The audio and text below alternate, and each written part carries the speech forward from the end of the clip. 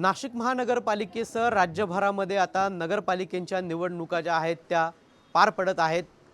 एकीकडे नाशिकमध्ये युती किंवा आघाडी या संदर्भात अद्याप घोषणाही झालेली नाही आहे, केवळ चर्चाच सुरू आहेत। मात्र असं असताना आता निवडणुकीसाठी प्रचारासाठी लागणारं साहित्य जे आहे ते बाजारामध्ये दाखल झालं आहे। निवडणुकांसाठी बाजारपेठा देखील सज्ज झाल्या असं म्हटलं तर वावगं ठरणार नाही। बाजारपेठांमधील विविध दुकानांमध्ये आता विविध पक्षांचं जे प्रचारासाठी लागणारं साहित्य आहे ते आपल्याला उपलब्ध झाल्याचं पाहायला मिळतंय।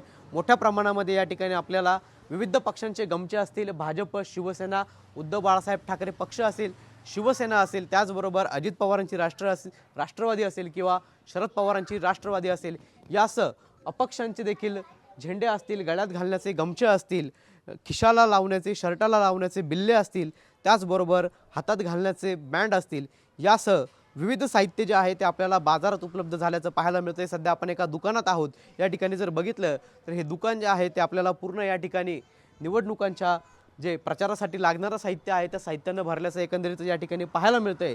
उमेदवारी अर्ज दाखल करण्यासाठी शेवटचे 2 दिवस जे आहेत ते उरलेले आहेत। मात्र असं असताना देखील नाशिकमध्ये अद्यापही युती किंवा आघाडी यांची अधिकृत घोषणा झालेली नाहीये, केवळ चर्चा ज्या आहेत त्या सुरू आहेत। त्यामुळे आज कुठेतरी युती किंवा आघाडी यांच्यात घोषणा होईल आणि त्यानंतर उमेदवारी अर्ज दाखल करण्याला सुरुवात होईल। मात्र यापूर्वीच आपण जर बघितलं तर बाजारपेठा ज्या आहेत त्या आपल्याला प्रचाराच्या साहित्यानं सजल्याच्या पाहायला मिळत आहेत। कॅमेरा पर्सन कुशल पाटीलसह पवन येवले, TV9 मराठी, नाशिक।